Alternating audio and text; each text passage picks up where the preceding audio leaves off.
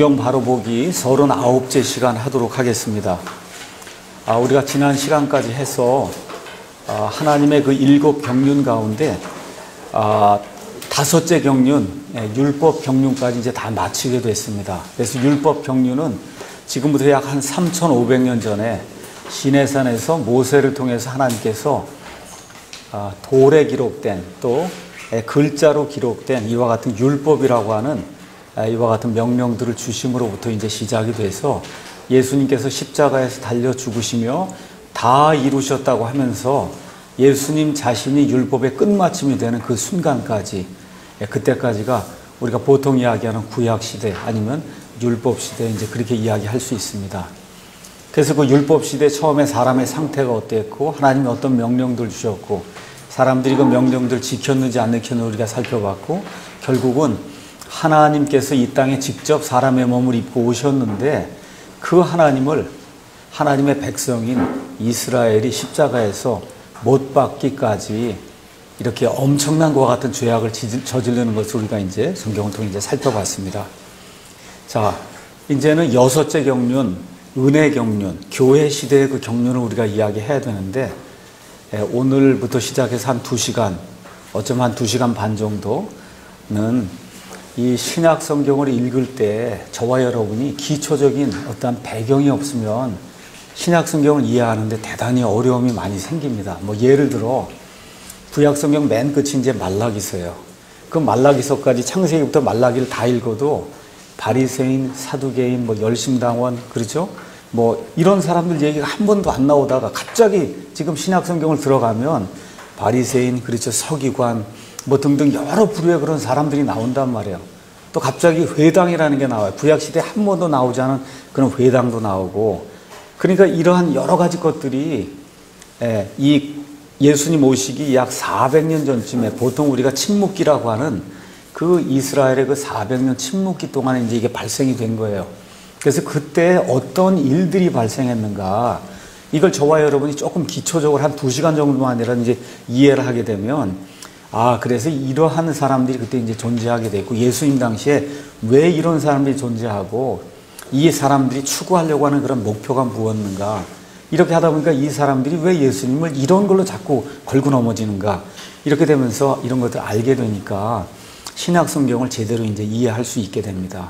그래서 오늘부터 한 2시간 정도는 이 예루살렘이 함락이 되면서 남왕국 유다에 있던 그 백성들이 바빌론으로 이제 포로가 돼서 남의 나라의 땅에 가게 돼요. 그게 언제쯤 일어났냐 하면 지금부터 한 2600년 전에, 조금 더 자세하게 이야기하면 BC 606년부터 3차례에 걸쳐서 바빌론 포로가 되어 이제 갑니다. 그래서 이스라엘 백성이 처음으로 여기 모세와 함께 율법 수여받은 이후에 가나안 땅에 들어간 이후에 이스라엘 백성이 처음으로 남의 나라 땅에 포로가 되어 가는 그런 일이 이제 시작이 된 게 지금부터 2600년 정도 된 거예요. 그래서 거기 돌아간 사람들 가운데 일부는 나중에 되돌아오고, 거의 대다수는 지금의 이란, 이라크, 페르시아 그 지역에 그대로 남아 살면서 전 세계로 퍼져나가게 됐어요. 그러니까 우리가 보통 예수님 이제 십자가 사건 이후에 한 40년 지나서 예루살렘 성전이 회파가 되면서 유대인들이 다 밖으로 흩어져 나갔다, 디아스포라가 됐다, 이제 그런 얘기를 듣죠. 그것도 맞아요. 근데 이미 그 사건이 생기기 600년 전에부터 이미 이 유대인들이 포로 생활하면서 온 세상에 퍼져나간 거예요. 그러니까 어느 면에서 나라를 잃고 세상을 떠돌아다닌 건 한 2600년 된 거예요.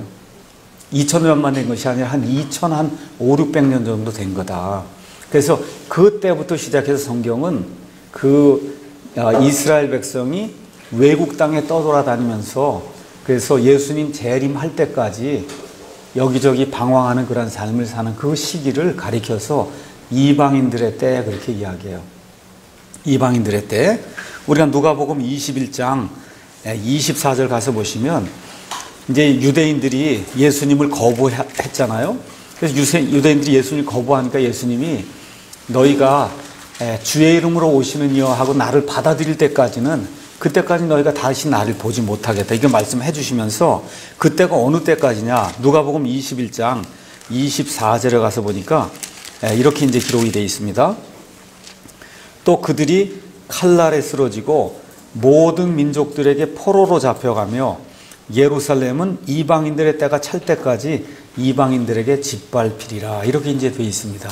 그래서 이 이방인들의 때가 이 바빌론의 느부갓네살이 예루살렘을 짓밟기 시작한 그때부터 시작이 돼서 언제까지 이루어지는 거냐면 7년 환란기 맨 끝부분에 거기까지 가서 예루살렘이 이방인들에게 짓밟히는 그 순간까지, 앞으로 얼마가 남았는지 모르지만 지금까지로 보면 한 2600년 이미 지나간 거예요. 2600년. 그래서 그 기간이 이방인들의 때다. 이제 성경이 그렇게 이야기합니다. 자, 그런 그 이방인들의 때를 왜 알아야 되느냐? 이걸 잘 알아야 세상의 역사가 이게 변하는 걸 알고, 이렇게 되면서 예수님께서 오시는 때, 다시 오시는 그런 때에 어떤 일들이 있을 것인가, 이런 모든 것들을 우리가 성경을 통해서 알아볼 수가 있습니다. 자, 그러면 이방인들의 때에 대해서 하나님이 다니엘이라고 하는 대언자를 통해서 분명하게 이 세상의 왕국이 이렇게 변해간다 하는 것들을 보여주신 내용이 다니엘서 2장에 이제 기록이 되어 있습니다. 다니엘은 바빌론 포로 생활하면서 3번 끌려갔는데, 다니엘은 첫 번째 끌려갈 때, 그때 조그만 아이로 바빌론에 이제 끌려간 그런 이제 이스라엘이 이제 포로가 돼요. 자, 그러면 느부갓네살이라고 한 왕이 다니엘과 여러 아이들 이제 다 이제 데리고 갔고, 이런 가운데 2장 1절에 가서 보면 느부갓네살의 통치 제2년에 느부갓네살이 꿈들을 꾸매 그것들로 말미암아 그의 영이 근심하고 그의 잠이 깨서 달아나니라.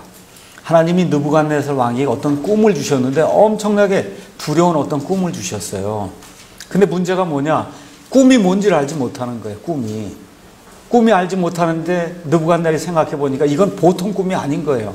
그래서 바빌론의 지혜자들 다 불러서 이 꿈과 이 꿈의 해석을 내게 알려라. 여러분 한번 생각해 보세요. 꿈이 뭔지를 알려야 그 해석을 어떻게 알아보려고 노력을 할 텐데, 아예 꿈 자체도 모르고, 그렇죠?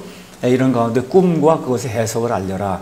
아무도 그걸 알리는 자가 없을 때 결국 맨 마지막에 이 다니엘이라고 한 사람에게까지 이제 전령이 와서, 그래서 다니엘이 하나님의 능력을 힘입어서 이 꿈을 알게 되고 그 꿈을 해석하는 그런 내용이 여기 다니엘서 2장에 기록이 되어 있습니다. 2장 31절에 가서 보니까 다니엘이 그 꿈이 무엇이고 그 꿈이 의미하는 바가 무엇인가를 이야기하는 내용이 이 안에 기록되어 있기 때문에 일단은 제가 한 10절 정도를 읽겠습니다. 오 왕이요, 왕이 보셨사온데 보소서 큰 형상이니이다. 이 큰 형상이 왕 앞에 섰는데 그것의 광채가 뛰어나며 그것의 형태가 두려웠고, 이 형상의 머리는 정금이요, 그의 가슴과 두 팔은 은이요, 그의 배와 두 넓적다리는 노시요, 그의 두 다리는 쇠요, 그의 두 발은 얼마는 쇠요 얼마는 진흙이었나이다. 왕이 보셨는데 마침내 맨 끝에 가서 보니까 손을 대지 않냐고 깎아낸 돌이 그 형상을 와서 두들겨 쳤다는 거예요. 그랬더니 쇠와 진흙으로 된 그의 두 발을 쳐서 그것들을 산산조각 냈더니 그때 쇠와 진흙과 놋과 금, 은과 금이 다 산산조각 나서 여름 타작마당의 겨같이, 알곡 껍데기같이 되어 바람에 쓸려가므로 그것들의 자리를 찾지 못하였고, 그 형상을 친 돌은 큰 산이 되어 온 땅을 채웠다는 거예요. 이해하시겠죠? 예. 자, 여기 그 그림으로 가서 보시면, 혹시 여러분이 한영대역 성경 가지고 계시면 맨 뒤에 지도와 선도 거기 가셔서 25쪽 가서 보시면 이 그림이 나와 있습니다. 큰 글자도 25쪽이고 스타디 바이블은 제가 몇 쪽인지 알 수가 없는데, 스타디 바이블 안에도 가서 보시면 적그리스도와 이방인들의 때라고 하는 이런 이제 그림이 이 안에 들어 있습니다. 이런 그림이. 자, 그래서 이 그림을 가서 보면 원래 그림은 이렇게 봐야 되는 거예요. 이렇게. 그래서 형상이 이렇게 쓴 거예요. 엄청나게 큰 이 형상이 이렇게 서 있는 거예요. 이 형상. 그래서 이 형상을 가서 보니까 맨 위에 머리는 금이고, 그 다음에 가슴은 은이고, 그 다음에 노시고, 그 다음에 둘로 나눠지면서 쇠가 되고, 그 다음에 맨 마지막에 이게 진흙과 함께 이제 섞여 있는 그와 같은 모습이 되면서 돌이 보이죠? 맨 오른쪽에 이 돌이 나타나서 그래서 이 형상을 쳐서 아주 산산조각 이 세상의 모든 왕국들을 쳐부수고는, 그리고 그 돌이 온 세상을 채우면서 쉽게 얘기하면 돌로 된 왕국, 우리가 지금식으로 얘기하면 천년왕국, 예수님 당시의 표현으로 얘기하면 하늘로부터 땅에 임하는 하늘의 왕국이 되면서 온 세상이 하나님이 원하시는 그런 왕국이 되는 이러한 그 비전을 지금 다니엘에게 하나님 이제 주신 거예요. 이 내용을. 자, 그래서 여기까지 준 다음에 그 다음에 이제 다니엘이 이것에 대한 해석을 이제 보여줍니다. 36절, 그 꿈은 이러한즉 우리가 왕 앞에서 그것의 해석을 고하리이다. 오 왕이요, 왕은 왕들의 왕이시오니 하늘의 하나님께서 왕에게 왕국과 권능과 세력과 영광을 주셨나이다. 자, 지금까지 여러 조그만 이런 왕국들이 있었지만 전 세계에서 어느 면에서 가장 처음 온 세상을 지배하는 그와 같은 그 왕국이, 여기 나와 있는 바빌론 왕국은 신바빌론이에요. 구바빌론은 여러분이 알고 있는 것처럼 바벨 탑에서 니므롯이 이제 바벨이라고 하는 그러한 그 왕국을 건설하면서 그 이후에 함무라비 법전을 만든 이와 같은 그 시대가 그게 구바빌론 시대예요. 구바빌론. 여기 나와 있는 게 신바빌론이에요. 신바빌론에 지금 느부갓네살이라는 그 왕이 이렇게 하나님께서 그에게 왕국과 권능과 세력과 영광을 주셨다는 거예요. 그러니까 이 느부갓네살이 얼마나 큰 그러한 그 능력을 소유하고 했는지, 심지어 이렇게 땅 위에 이렇게 행인 가든 땅 위에다가 엄청나게 큰 규모의 어떤 기초 이런 것들을 만들어서 정원을 하늘에 달아놓은 거예요. 하늘에 달아놓은 정원이야. 그래서 이름이 행인 가든이에요. 세계 7대 불가사에 속해요. 자기의 아내를 위해서 하여튼 엄청나게 큰 그와 같은 그 정원을 땅 위로 들어갔고 그렇게 만들고 거기 몽땅 사람이 거하고 꽃도 심고 나무도 거하고 짐승이 거하고 이 물도 흐르고 하는 이런 엄청난 그런 규모의 이 토목공사도 하고 할 수 있는 이런 일을 할 수 있는 그런 대단한 그런 왕이었어요. 그런 왕이 아마 없을 겁니다. 이 이방인들의 왕 가운데. 자, 사람들의 자녀들이 어느 곳에 가든지 그분께서 들의 짐승들과 하늘의 날짐승들 곧 그것들을 왕의 손에 주시고 왕을 그 모든 것을 다스릴 치리자로 삼으셨으니 왕은 이 금머리입니다. 이렇게 얘기하는 거예요. 왕이 느부갓네살 당신이 사실 제일 위대한 이방인들 가운데는 가장 위대한 왕들의 왕이다. 지금 그렇게 이제 이야기하는 겁니다. 왕 이후에 왕의 왕국보다 못한 다른 왕국이 일어날 것이요. 그래서 하나 또 생긴다는 거예요. 셋째로 또 다른 놋 왕국이 온 땅을 다스릴 것이며 넷째 왕국은 쇠같이 강하리니 쇠는 모든 물건을 산산조각내며 정복하나이다. 그러니까 바빌론 왕국, 그 다음에 또 다른 왕국, 또 다른 왕국, 맨 마지막에 쇠같이 강한 그와 같은 왕국이 이제 일어난다는 거죠. 그 다음에 이제 뭐라고 이야기하느냐 하면 41절에 왕께서 그 두 발과 발가락들이 얼마나 토기장의 진흙이요 얼마나 쇠인 것을 보신 것 같이 그 왕국이 처음엔 강성하여 쇠로 강성하됐는데 이게 두 발처럼 이게 두 개로 나뉘어 나가면서 쇠와 진흙이 섞인 것을 보신 것 같이 왕국에 쇠의 강함이 있으면서 또 흙같이 이렇게 부서지는 그런 성질도 있다. 그렇죠? 그 내용이 이제 42절에 기록이 되어 있습니다. 43절 왕께서 쇠와 진흙이 섞인 것을 보신 것 같이 그들이 누군지 알지 못해요. 자신을 사람들의 씨와 섞을 터이나 쇠와 진흙이 섞이지 아니함 같이 그들이 서로에게 달라붙지 못하리이다 해서 맨 마지막에 이 창세기 6장에 나온 하나님의 아들들과 사람들의 딸들이 결합한 그와 같은 비슷한 일이 다시 이제 생긴다. 이제 이 얘기를 해주는 거예요. 그 세상 왕국이 다 끝나는 그 시대에 44절 이 왕들이 치리하던 그런 시대에 하늘의 하나님께서 한 왕국을 어디다 세울까요? 땅에 세우는 거예요. 그래서 하늘의 하나님이 이 땅에 세우는 그 왕국이 하늘의 왕국이에요. Kingdom of Heaven. of는 이 근본을 이야기하는 오리진, 기원을 얘기하는 하늘에서부터 오는 그 왕국을 세우는데 그것은 결코 멸망하지 않는다는 거예요. 이 모든 걸 다 쳐부수고 온 세상을 그 돌이 가득 채워버렸잖아요. 그렇죠? 이렇게 이야기하면서 그 왕국은 다른 백성에게 남겨지지 아니하며 이 모든 왕국들을 산산조각 내어 소멸시키고 영원히 서리이다. 영원히 서는 그런 왕국, 하나님이 하늘로부터 세워주신 그 왕국이 이 세상 맨 끝에 세워진다는 겁니다. 손을 대지 아니하고 산에서 깎아낸 돌이 쇠와 놋과 진흙과 은과 금을 산산조각 낸 것을 왕께서 보셨사온즉 위대하신 하나님께서 이후에 있을 일을 왕에게 알리셨나이다. 그 꿈은 확실하며 그것의 해석은 분명합니다. 이렇게 얘기하니까 느부갓네살이 어떻게 됐겠어요? 아니, 꿈도 가르쳐주지 않았는데 꿈 자체를 가르쳐주면서 그 해석까지 다 가르쳐주니까 정말 다니엘의 하나님 외에는 신이 없구나, 이런 걸 이제 깨닫는 그런 대목이 이제 여기 나오게 됩니다. 가서 여러분이 시간이 되시든지 한번 읽어보시기 바랍니다. 자, 그래서 하나님이 세상 왕국이 변화하는 것을 이 느부갓네살이 꾼 꿈의 그 형상을 통해서 이제 보여줘서, 쉽게 이야기하면 바빌론을 이제 멸망시킨 왕국이 메데 페르시아 다음에 일어난 왕국이 그리스 다음에 일어난 왕국이 로마 왕국, 이렇게 이제 네 왕국이 세상을 통치하는 그런 왕국으로 이 세상에 이제 등장하게 된다. 이제 성경이 이제 그렇게 이야기해 주는 겁니다.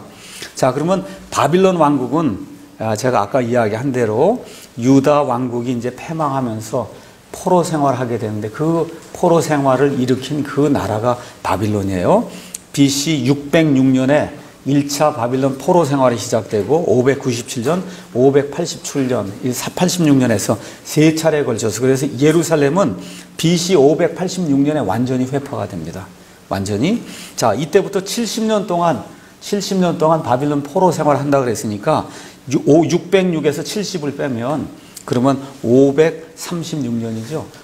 BC 536년에 70년 포로 생활이 차면서 누가 다시 이스라엘 땅으로 가도 된다 그러냐면 페르시아의 고레스 왕이 다시 돌아가도 된다 하는 그런 칙령을 이제 내리게 됩니다. 그러니까 이 70년 사이에 느부갓네살의 그 바빌론 왕국이 멸망을 당하고 누가 들어서냐 하면 메대 사람 다리오라고 하는 사람이 들어서서, 그래서 메대 왕국과 그 다음에 페르시아, 우리 뭐 알리바바 이런 얘기 나오는 그게 페르시아예요.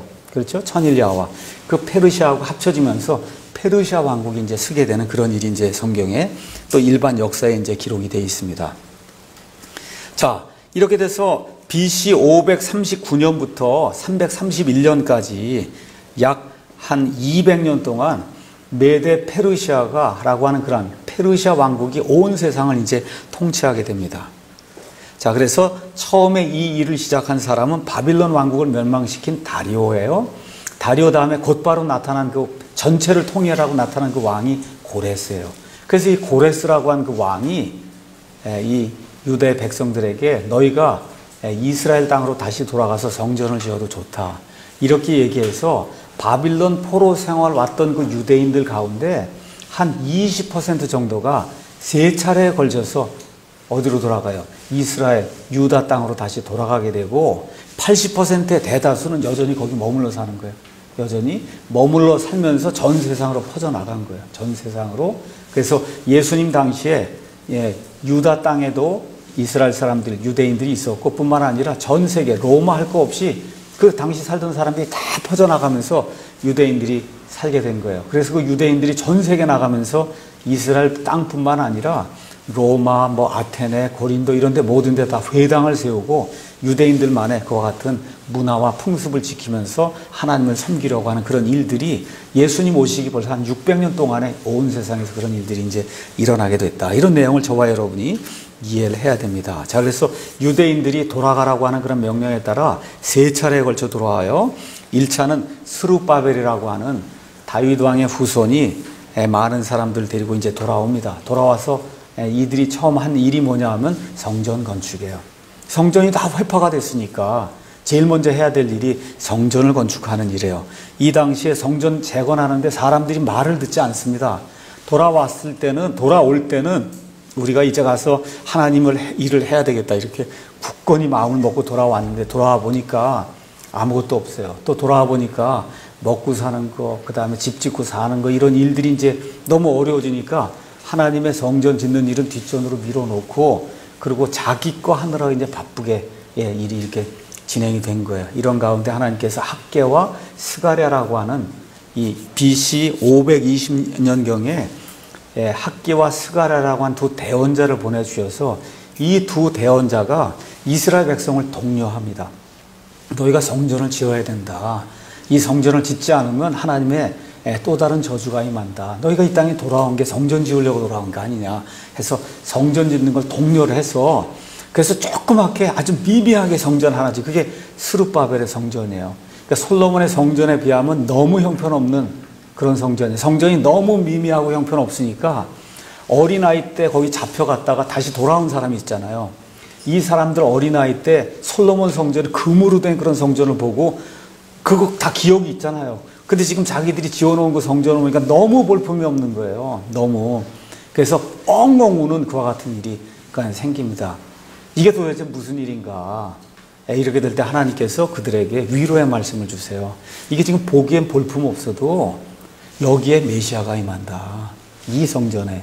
그래서 이 스룹바벨 성전을 나중에 예수님 오시기 얼마 전에 헤롯이라고 하는 사람이 증축을 해갖고 얼마 동안 46년 동안 증축을 해서 그래서 그 로마 시대 전 세계에서 가장 아름다운 그런 빌딩이다. 이런 식으로 그걸 탈바꿈 시켜놨어요. 그게 스룹바벨의 둘째 성전이에요. 이 일을 한 사람들이 학개와 스가랴입니다. 자, 그래서 520년경에 이런 일들이 생기고 이러는 가운데 어떤 사건이 발생하냐. 에스더 아시죠, 여러분? 에스더가 페르시아에 이제 왕비로 있는 가운데 이 에스더와 그 다음에 모르드게와 그 다음에 하만, 이 하만이라는 사람이 페르시아 온 지역에 있는 이 유대인들을 완전히 제거하려고 하는 그런 계획을 꾸미는 그런 일이 BC 515년에서 473년, 정확하게 우리가 언제라고 이야기할 수가 없는데 하여튼 이 1차 포로 생활하고 돌아온 사람들이 성전을 짓고 난 이후에 어느 시점에 페르시아에서는 모든 유대인들을 다 죽이려고 하는 그런 시도가 하만에 의해서 이제 이루어집니다. 자, 이러고 난 다음에 BC 467년에서 457년의 어느 한 시점에 에스라라고 하는 제사장이, 서기관 겸 제사장이 또 다른 무리를 데리고 이 이스라엘로 다시 돌아오게 됩니다. 이게 제2차 귀환이에요. 자, 2차 귀환이 끝난 다음에 454에서 445년경에 마지막으로 느헤미야가 총독이 돼서 그래서 이 이스라엘 땅으로 다시 돌아온 다음에 보니까 예루살렘이 겨우 터만 놓여있는 상태에서 성벽이 없으니까 주변에 이 민족들이 쳐들어오면 그냥 완전히 무방비 상태인 거예요. 그래서 이 느헤미야라는 사람이 돌아와서 예루살렘 성벽을 52일 만에 아주 짧은 시간에 이 모든 걸 건설하는 놀라운 기적이 그 당시에 이제 일어나게 됩니다. 자, 그래서 에스라서를 여러분이 가서 보시면 에스라는 10장으로 구성이 되어 있어요. 자, 성경 가서 보실 때 열왕기 자, 사무엘부터 사무엘기 상하, 그렇죠? 그 다음에 열왕기 상하, 그 다음에 뭐예요? 역대기 상하, 그렇죠? 역대기 상하, 그 다음에 나오는 게 에스라, 느헤미야, 그 다음에 에스더 이렇게 나오잖아요. 그렇죠? 자, 그럼 바빌론 포로 생활 전에 있던 책은 어디까지냐면 사무엘기 상하, 열왕기 상하만 바빌론 포로 생활 전에 있던 거예요. 바빌론 포로 생활을 끝내고 돌아와서 에스라와 여러 사람들이 다시 기록한 그 역사책이 그게 역대기 상하예요. 역대기 상하. 그 다음에 바빌론 포로 생활에서 돌아온 사람이 지금 누가 있다고 했어요? 느헤미야가 있고 또 에스라가 있고 또 이 사이에 또 누가 있었냐면 에스더가 있단 말이죠. 그렇죠? 그래서 이 열왕기 상하가 끝난 이후에 역대기 상하, 그 다음에 에스라, 그 다음에 느헤미야, 에스더 이게 나오면은 이거는 포로 생활 이후에 기록된 그런 책이구나. 이렇게 이제 이해를 하고 보셔야 됩니다. 그러니까 말락이라고 하는 사람이 맨 마지막에 있는 거 아시죠? 말락이 바로 전에 이런 책들이 이제 기록이 됐구나. 이렇게 이제 이해를 이제 하셔야 돼요. 그래서 에스라서는 10장으로 구성이 되어 있는데 1장부터 6장까지는 스룹바벨의 인도를 받고 이스라엘 백성이 다시 유다로 돌아와서 성전을 건축하는 그런 내용이 그 안에 기록이 되어 있어요. 그러나 다음에 7장부터 나머지 10장은 에스라가 돌아와서 이 백성들에게 율법을 가르치고 하나님의 법을 가르치는 그와 같은 일이 7장에서 10장 사이에 기록이 되어 있어요. 그러면 가서 보면 6장하고 7장이 에스라에 그냥 연결이 돼서 쭉 나가는데 사실은 6장하고 7장 사이에 대충 몇 년이 들어있냐. 거기 가서 보면 한 60년이 들어있어요. 60년. 6장하고 7장 사이에. 그 60년 사이에 페르시아 왕국에서 온 유대인을 다 죽이려고 하는 하만의 계략이 바로 그 시대에 일어나면서 이스라엘 백성이 큰 어려움을 당하는 그 일이 그 당시에 기록이 된 거다. 그러니까 여러분이 에스라를 읽는데 1장부터 6장은 스룹바벨과 함께 돌아온 사람들 성전 건축하는 그런 이야기입니다. 그 다음에 사실은 어디로 가야 되냐면 에스더로 가야 되는 거예요. 에스더. 아시겠죠? 에스더로 가서 이 페르시아 왕국에서 유대인들을 멸절시키려는 그 계략과 하나님이 이들 구출하는 그런 내용을 다 보시고, 그래서 그 이후에 누가 돌아오냐면 에스라가 돌아오는 거예요. 그러니까 에스더가 이 유대인들을 다 살려내지 않았으면 그러면 에스라, 느헤미야는 못 돌아오는 거예요. 여러분 이해하시겠죠? 못 돌아오는 거예요. 그러면 에스라서도 존재하지 않는 거고, 그 다음에 에스더니, 그 다음에 이 느헤미야 이런 게 존재하지 않는 겁니다. 그래서 그 내용을 여러분이 기억을 하시고, 그리고선 에스라 뒷부분을 보고, 그 다음에 에스라하고, 그 다음에 느헤미야하고는 그 뒷부분이 많이 이렇게 이제 비슷하게 되어 있다. 시기적으로 비슷하기 때문에 겹치는 그런 부분도 있고, 그래서 그런 내용을 여러분이 이제 가서 보시면 됩니다. 자, 이런 가운데 성경의 맨 마지막 책이 말라기예요. 말라기. 자, 언제쯤 돌아왔다 그러냐 하면 BC 여기 가서 보시면 536년경에 유다로 돌아왔어요. 스룹바벨이. 그때로부터 한 100년 지나는 동안에 여러 가지 일들이 생기고 결국은 맨 마지막에 하나님이 말라기라고 하는 그런 대언자를 보내주세요. 말라기. 가서 한번 보겠습니다. 말라기. 이름이 말라기라 그러세요. 말라에 기를 붙인 게 아니고. 자, 이 말라기 대언자 시대에 한 100년쯤 지나니까 이 사람들이 또 타락하기 시작하는 거예요. 또 타락해요. 그래서 하나님의 법을 어기고, 그 다음에 가서 이혼을 하고, 그 다음에 또 어떤 일이 생겼냐. 하나님께 제물을 갖다 바쳐드려야 되는데, 제물을 하나님께 드릴 때는 다리가 절거나, 뭐 눈이 멀거나, 뭐 이렇게 깨지거나 터지거나, 이런 건 제물을 못 드리거든요. 근데 이제 말 그대로 완전히 이 사람들이 정신이 나간 상태가 된 거예요. 이 세상에 동화가 돼갖고. 그래서 그런 것들을 갖다 하나님 앞에 제물로 바치는 거예요. 또 11조도 갖다 바치지 않고. 이런 일들이 이제 생기니까 말라기 대언자를 통해서 너희 총독에게 한번 다리 저는 거, 눈 먼 거 한번 가져다 드려봐라. 총독이 받겠냐, 그거. 그렇죠? 이런 얘기해요. 또 하나님이 영의 여분이 많이 있었음에도 불구하고 한 남자와 한 여자를 만들었다. 하나님이 한 남자와 여러 여자를 만들어서 이 사람 결혼했다가 또 이혼하고 결혼했다 이혼하고 결혼했다 이렇게 하는 게 아니라 하나님이 영의 여분이 많이 있기 때문에 이 아담에게 여러 여자를 줄 수도 있었다는 거예요. 그럼에도 불구하고 한 여자 이브만 준 것은 하나님이 이 한 남자와 한 여자를 통해서 하나님을 따르는 경건한 씨를 내기 위해서, 그래서 결혼은 한 번 해야 되는 거다. 이런 내용으로 이제 책망하는 그런 내용이 나와 있고, 또 우리 이제 교회에서 많이 듣는 11조, 내 집에 11조를 갖고 와라. 그렇죠? 그 얘기 이제 많이 듣죠. 그래서 그 뭐 1차적으로 그거는 유대인들에게 이제 해당이 되는 거지, 교회에 해당되는 그런 말씀은 아니다. 근데 너무 좋아할 건 없어요. 왜 그러냐? 그건 구약 시대에, 율법 시대에도 한 10분의 1 이상 이렇게 드렸기 때문에 우리 좋은 이 은혜 시대에는 그 이상을 드려야 된다는 그런 미니멈 기준이에요. 미니멈 기준. 근데 단 차이가 있다고 하면 구약 시대에는 10분의 1을 안 드리면 이스라엘 땅에 살 수가 없어요. 신정국가이기 때문에. 쫓겨난다고. 그 땅에 살 수가 없어요. 살 수가. 그러니까 그 당시에는 세금이에요. 이스라엘 백성은 각자 나라가 정해준 땅이 있어요. 그 땅을 내가 팔고 노예 생활하고 그러다 50년이 되면 다시 그 땅이 내 거가 되는 거예요. 그렇죠? 그와 같은 특권을 누리기 때문에 나라에 10분의 1 세금을 바쳐야 돼요. 그게 11조다. 나라에. 지금은 안 바쳐도 하나님이 뭐 내쫓거나 목사가 가라거나 그런 건 없습니다. 다만 하나님 앞에 우리가 이제 헌금을 자유롭게 이렇게 드릴 때 그 기준이 얼마가 되겠냐 이렇게 얘기했을 때 구약 시대에 한 10분의 1 정도 드렸으니 지금 신약 시대는 우리가 더 자발적으로 그 이상은 해야 되지 않겠냐라고 우리가 이제 자발적으로 이제 그렇게 규칙을 이제 하나 정하는 걸로 생각하시면 이제 됩니다. 자, 이렇게 해서 이제 말라기 시대에 사람들이 바빌론 포로 생활 갔다가 100년 지나니까 또 타락하기 시작하는 거예요. 이러는 가운데 어떤 부류의 사람들이 생겨나기 시작했어요. 자, 한번 가서 보겠습니다. 말라기 3장. 말라기 3장 16절 가서 보시면 뭐라고 기록이 되어 있냐.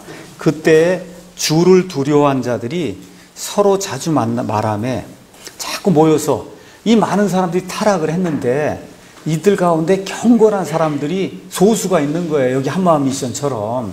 이렇게 해갖고는 자주 이렇게 모여서 서로 이야기하기 시작하는 거예요. 하나님께서 이렇게 말씀하셨는데 이거 온 나라 백성이 이걸 지키지 않으니 우리가 어찌할꼬. 그렇죠?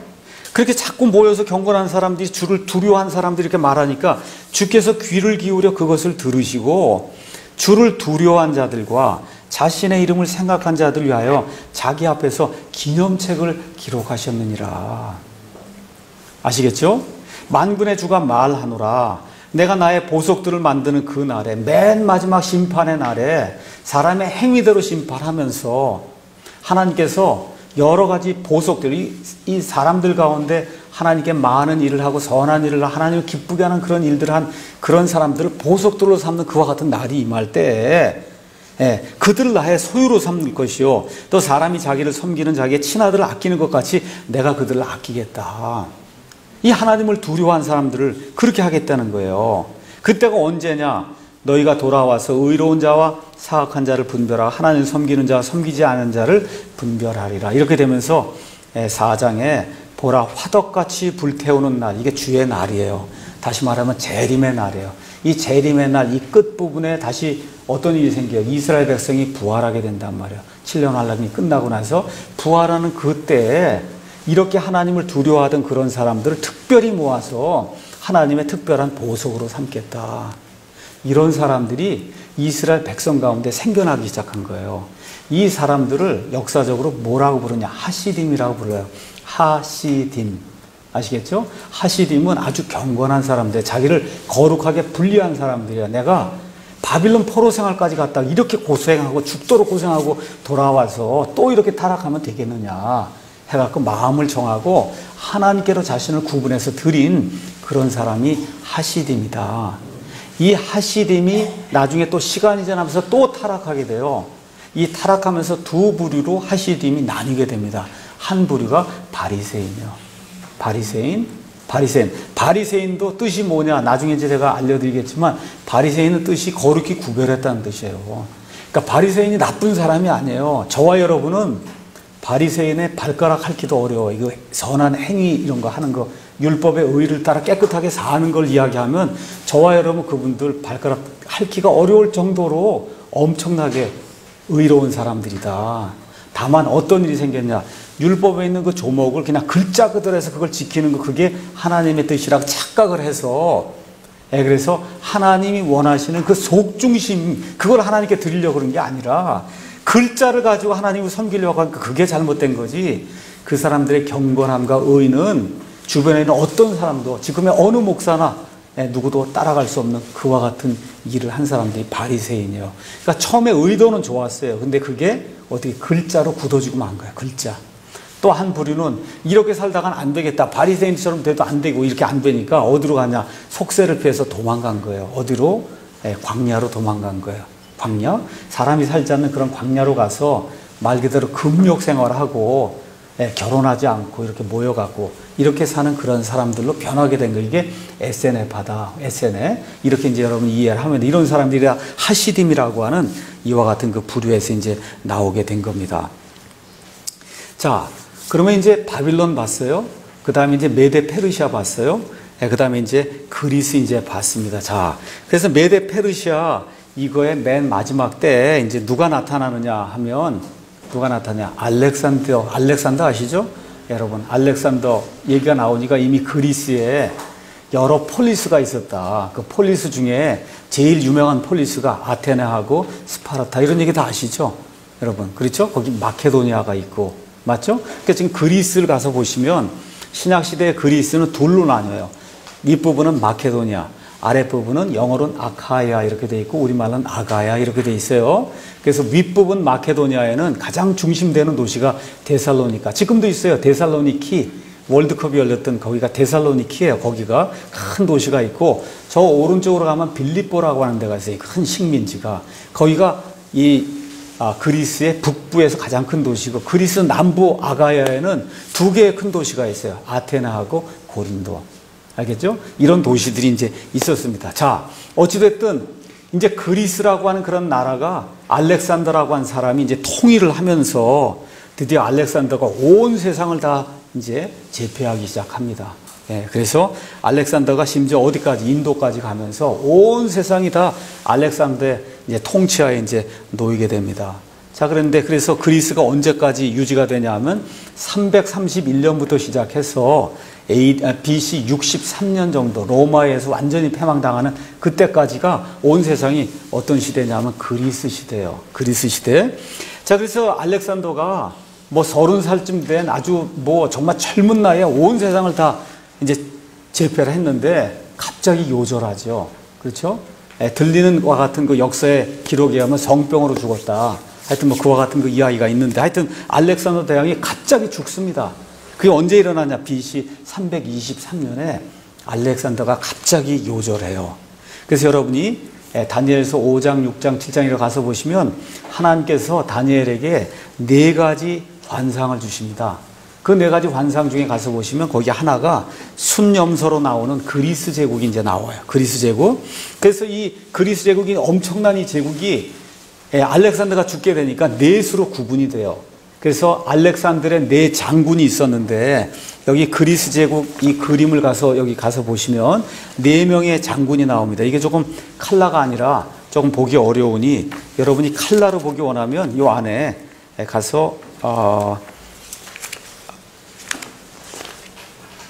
근데 한영대역으로는 13쪽, 한영대역 큰 글자는 13쪽이에요. 스타디는 몇 페이지인지 모르지만 가면 그리스 제국이라고 이렇게 나와 있습니다. 여기 가서 보시면 4왕국이 분할된 게 이제 나와요. 각각의 색깔로 이제 나옵니다. 그래서 안티고누스라고 하는 장군이 차지한 나라가 있고 루시마쿠스, 그 다음에 프톨레마이오스, 그 다음에 셀레우코스, 이 4사람에 의해서 그리스 제국이 나뉘게 돼요. 근데 나뉘는데 이 위에 있는 2사람의 제국은 별 볼 일 없는 그런 나라가 되고 말고 결국은 이 그리스가 나중에 2개로 분할이 돼요. 4수로 분할이 됐다가 나중에 둘로 통합이 됩니다. 하나는 프톨레마이오스 왕조가 서 있는 이집트. 그래서 우리가 보통 프톨레미 왕국이다 아니면 프톨레미 왕조다 그렇게 이야기하는 겁니다. 이집트. 그러니까 이집트 쪽에 있던 모든 것들의 한 왕국이 된 거예요. 프톨레미 왕국. 그 다음에 시리아 아시죠? 시리아 쪽에 있는 게 셀레우쿠스 장군이 차지한 그 땅에 거기 있던 이 사람들이 만든 왕조가 셀류시드라고 하는 그런 왕조가 형성이 된 거예요. 이렇게 되니까 쉽게 말씀드려서 그리스 시대에는 시리아가 한 왕국을 이룬 거예요. 그게 그리스 왕국이에요. 시리아 사람들이 통치하는 게 아닙니다. 누가 통치해요? 그리스 사람들이 통치하는 거예요. 클레오파트라 이런 거 아시죠? 그런 것들도 다 그리스 사람입니다. 근데 클레오파트라가 어디 살아요? 이집트에. 알렉산드리아. 알렉산드리아 왜 사냐? 그리스 사람이야. 그리스 사람들이 이 프톨레미 왕국을 이집트에다 건설하고 그리고 이집트의 가장 큰 도시 알렉산드리아를 세웠단 말이에요. 아시겠죠? 이렇게 되니까 이집트도 그리스 문화에 완전히 이집트는 이제 이집트 문명 없어진 거야. 다 뭐가 들어서니? 그리스 문명이 싹 들어선 거고 시리아 모든 건 다 없어지고 뭐 알겠죠? 메소포타미아 이런 문명 다 없어지고 몽땅 다 그리스 문명이 들어선 거예요. 그래서 이 이스라엘이라고 하는 유다 땅 예루살렘이 있던 나라는 처음에 어디에 속했냐 하면 프톨레마이오스가 세운 프톨레미 왕국 이집트 왕국의 속국이 돼버린 거예요. 속국이. 자, 이런 일들이 이제 생기게 된 겁니다. 그럼 여기 가서 이 지도에 가서 보시면 여기 지도 가서 보시면 여러분 거기에 이집트에 가서 보시면 알렉산드리아 보이죠? 맞습니까? 예, 알렉산드리아가 나옵니다. 그 다음에 그 위로 쭉 올라가서 오른쪽 해서 위로 조금 올라가면 예루살렘 보이세요? 예루살렘 그 위로 올라가면은 다마스쿠스, 지금의 다마스쿠스 똑같은데요. 다마스쿠스 그 위로 올라가면 안디옥 보이세요? 예, 여기 칼라 지도에는 안 나와요. 여기에만 나와 있습니다. 여기 지도에. 예, 그래서 안디옥 보이세요? 안디옥? 예. 그 다음에 여기 전체 지도에는 안 나오는데 여기 가서 보시면 그리스가 있고 여기 장화처럼 생긴 나라가 이게 로마다 얘기 들으셨죠? 이탈리? 예, 장화처럼 생긴 나라가 얼마 잘려갖고 장화 끝부분 여기 나와 있다고. 그래서 그 위가 로마가 있는 거예요. 로마. 자, 그래서 그 당시 세상은 어느 도시들이 가장 컸냐? 로마가 가장 컸어요. 로마. 그 다음에 가장 큰 도시가 이집트의 알렉산드리아. 그 다음에 가장 큰 도시가 시리아의 안디옥. 알겠죠? 그 다음으로 이야기하면 뭐 고린도, 에베소, 그 다음에 아테네, 이런 도시들이 그 다음을 차지하는 그런 중요한 그런 큰 도시였습니다. 자, 그래서 중요한 내용은 뭐냐 하면 지금 그리스 제국이 분할이 되면서 이스라엘, 유다 백성들은 처음에 어디에 살게 됐느냐 하면 프톨레미메우스가 세운 이 프톨레미 왕조 이집트 왕국에 속한 거예요. 이집트. 알겠죠? 이집트 왕국에 속했다가 나중에 또 어떤 일들이 이제 발생을 하느냐 하면 나중에 시리아에 있는 그 셀루시드 왕조가 세력이 강해지니까 이 밑으로 치고 내려갈 거 아니에요. 그렇죠? 이걸 치고 내려가면서 나중에는 어디에 속하게 되냐? 시리아 왕국에 속하게 되는 거예요. 그러니까 이게 중간에 딱 꼈잖아요. 한번 보세요. 이스라엘이 중간에 딱 꼈잖아요, 거기에. 그러니까 왔다 갔다 하면서 거기 안에서 전쟁이 계속해서 몇백 년 동안 일어나니까 거기 이스라엘에 사는 사람들의 삶이 아주 황폐화된 거예요. 남쪽에서 치고 올라가고 북쪽에서 치고 내려오고 그냥 하루 멀다 하고 그냥 계속 전쟁이 일어나니까 이러한 어려움이 이스라엘 땅에 한 200년 동안 이제 일어나게 된 거다. 자, 이런 가운데 또 어떤 일이 생겼냐?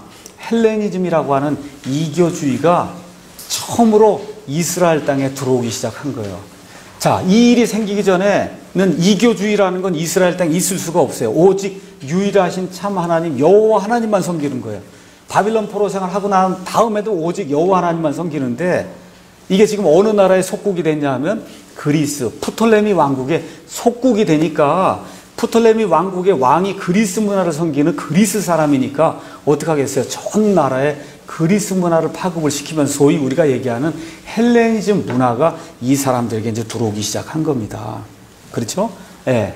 이렇게 되니까 문제가 생긴 거죠. 헬레니즘 문화는 그리스 로마, 여러분 문화라고 하는 건 아시잖아요. 가면 신이 수백 개 있는 거예요. 그렇죠?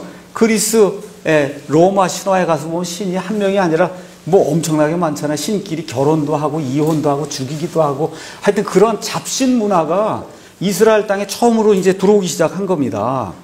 이렇게 되면서 어떤 일이 생겼냐? 그리스 문화를 중히 여기고 그리스 말을 잘하고 이런 사람이 아니면 천대받는 그런 현상이 생긴 거예요. 그러니까 그 땅에서 이집트 문화든 아니 시리아 문화든 다 이게 몽땅이 그리스 문화이기 때문에 거기서 살아남으면서 뭐 관료도 하고 벼슬도 하고 이러려면 그리스의 모든 문화와 이 배경을 수용하지 않으면 어려운 그런 시대가 이제 열리게 된 겁니다. 이렇게 되면서 관습과 문화가 들어오고 또 이름도 바뀌기 시작한 거예요. 유대식 이름 미리암이라는 이름이 이제 마리아로 바뀌게 되고, 그러면서 이제 야곱이라는 이름은 제임스로 바뀌게 되고, 예수님의 이름도 원래 이름이 뭐예요? 여호수아인데 그 이름이 지저스, 예수로 바뀌게 돼. 이름도 이제 다 바뀌면서 사람들의 사고 방식이 이제 헬레니즘, 이 그리스식으로 이제 바뀌게 되는 거죠.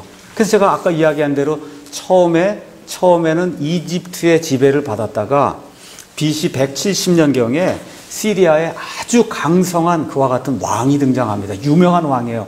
이 왕 정도 이름을 알아두면 좋아요. 안티오쿠스 에피파네스라고 하는 왕이 등장을 해요. 이 안티오쿠스 에피파네스를 기념해서 만든 도시가 안디옥이에요. 안티옥, 알겠죠? 그 옛날에 왕들은 자기 이름을 이렇게 따서 그래서 도시의 이름을 지어줬거든요. 그래서 이 안티오쿠스 에피파네스 이 4세라고 한 사람이 프톨레미 이 이집트 왕국에서 이스라엘을 떼냈단 말이에요. 이렇게 하면서 이 이스라엘에 역사상 한 번도 없었던 그와 같은 성전 회파가 다시 한번 이루어집니다. 자, 이렇게 되니까 어떤 일이 생겼냐. 자, 여기 보세요. 여기 이집트입니다. 이 위가 이제 시리아입니다. 이 중간에 지금 꼈잖아요. 이거 계속 전쟁 왔다 갔다 하니까 도저히 못 살겠다 해서 여기 이 시리아 왕이 이 이스라엘을 통치하는 그 시대가 되고 도저히 못 살겠다 해서 일단의 무리들이 어디로 내려? 이집트의 알렉산드리아로 내려간 거예요. 도저히 이제 못 살겠다 해갖고는 이집트의 알렉산드리아에 내려가서 예루살렘에 있는 것과 비슷하게 성전도 세우고 어떤 일을 했냐? 이 헤브라이즘, 히브리 문화하고 그리스 문화, 헬레니즘을 서로 짬뽕을 이렇게 해갖고 그래서 어떻게 하나님도 섬기고 이방 잡신도 섬기는 그와 같은 문화를 이스라엘 백성, 이 알렉산드리아에 거주하는 유대인들이 그때부터 그러한 문화를 이제 형성하기 시작한 거예요.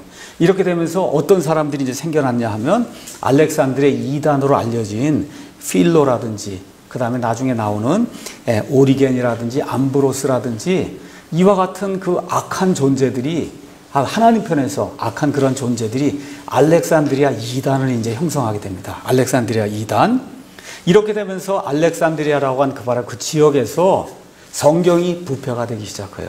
특히 구약 성경이 이제 부패가 되기 시작합니다.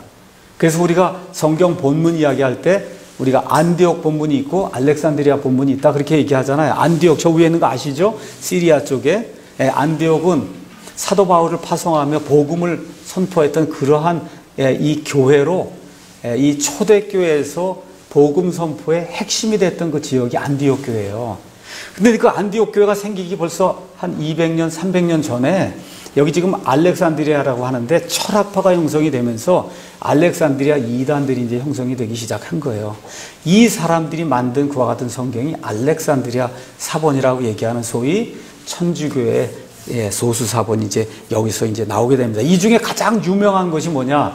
70인역이라고 하는 구약 성경, 히브리어 구약 성경을 그리스 말로 번역해서 만든 그리스 구약 성경이 있다라고 주장하는 그런 사람들이 많습니다.